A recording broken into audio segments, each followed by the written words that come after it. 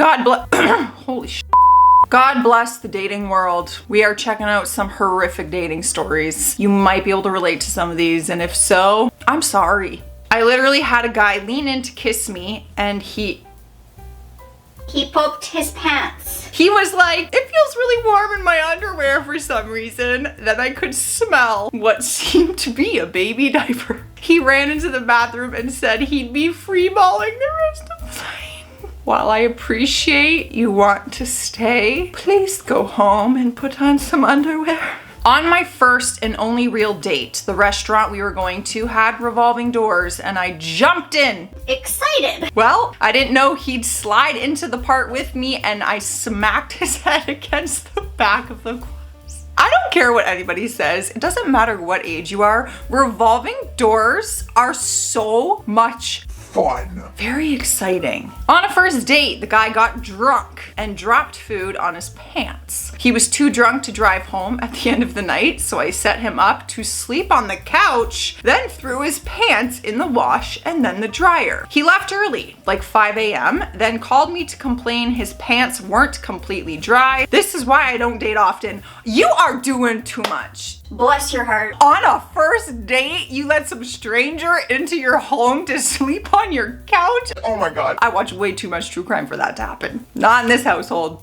The first year I lived in China, I was set up on a blind date with an older man who was a widower. His sister and her husband, plus the man's late wife's sister and her husband, also came on the date and stared at me through the whole meal. Oh. This is very sad and awkward. And those are two things you really don't want to mix. Like a warning even would have been nice ahead of time. I was walking around the mall with a date and I had on some tight shorts. I bent down to look at something on a bottom shelf when my shorts constricted my stomach and I accidentally let out a huge fart right in front of him. I'm sweating just thinking about that. I stood up extremely embarrassed and seriously regretting the burrito I had for lunch, and he told me there was a hole in my shorts.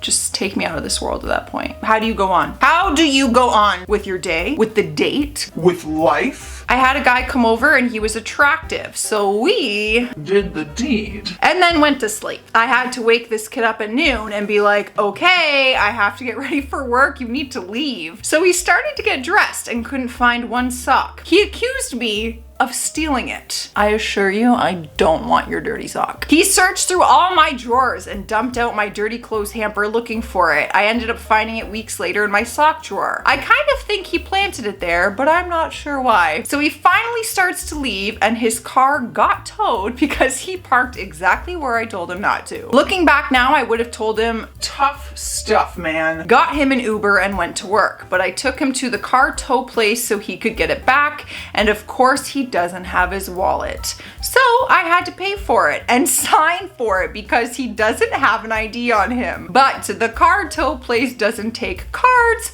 so he had to go to an ATM to get cash. So he finally gets his car. I'm already like 30 minutes late to work and he goes, okay, I'll call you later. And I just said, never talk to me again. Am I just not a nice person?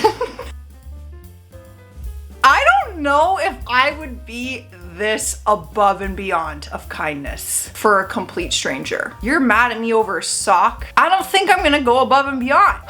I went on a first date with a guy to a pool hall. He left in the middle of the date because he was mad that I wasn't good enough at playing pool. Oh, well, he would have walked out on me too. I suck at pool. I want to use one of those little sticks that has like the guide thing where it like lines up your stick for you. You know what I'm saying? Oh, pfft. Oh yeah, he would have been furious with me too. Went on 2 days with a guy where conversation was like getting blood from a stone, but I was lonely and lived in a small town. You gotta do what you gotta do sometimes. Beggars can't be choosers, you take what you can get. Second date, he drove and then drank a lot, seemingly on purpose so he wouldn't be able to drive home. This was before Uber and Lyft, so he begged to share a cab back to my house. I agreed, and he spent the whole night crying in my bed about how I was going to leave him. There's a lot of red flags in this first paragraph. I broke it off. He then looked up a performance I was in later that year in college and showed up. When the show ended, he waited around around to say hi, like friends and families do, and then interrupted me while I greeted people to say, "So that's why you've been busy," and then stormed out. He drove 35 minutes and sat through a 90-minute play for that. Well, A for effort. I was on a date with a girl when someone else asked her to prom, and she said yes. Well, that's just awkward for everybody. You couldn't just wait until the date was over, and you couldn't say kindly, respectfully. No. I was once set up by my grandma with a guy from her church. Turned out it wasn't just a blind date, it was a double date with my grandparents. Oh, God of mercy. Not just your parents, but your grandparents. I don't know what's worse. Would you rather be on a set up blind date with your parents or your grandparents? I choose neither. Went to grab dinner. He comments on me ordering pizza in an Italian restaurant. They have good pizza. I don't often eat meat, and the only veggie thing was pizza. He comments on me eating pizza with a knife and fork. He comments on me not wearing enough makeup, only mascara, even though I wore zero makeup in profile pics. I politely ask about his work. He explains what he does as if he's talking to a 4-year-old, even though he knows I'm doing 2 master's degrees and did biology at my finals. Throughout the date, he kept explaining stuff to me as if I was in kindergarten. Doesn't ask anything about me, but long monologues about himself. I decline getting another drink and leave. Dodge his kiss and give him a peck on the cheek instead. On my way home, I get a text asking if I'm sure I don't want a kiss. Yeah, I'm positive. Good. I'm solid. I'm solid with my decision to dodge your kiss. Went back to his place, presumably for you know what. And the pillowcases were stained with blood. God of mercy, get the hell out of there. Place was filled with empty beer cans. 4, I kid you not, 4 rusty hair-filled razors in the shower. Ugh. All were his. He lived alone. The sink was coated in hair and toothpaste. I was so disturbed. Then he told me he had a suspended license and a kid that he never met. And I hightailed it home. Sounds about right. Absolutely not. Every description in what I just read is what is in horror movies or the movies that start with based on a true story or true crime documentaries. On a date at a restaurant, I slipped and really ripped open my knee. Oh my God. Dude drove me to the ER, dropped me off, and then left.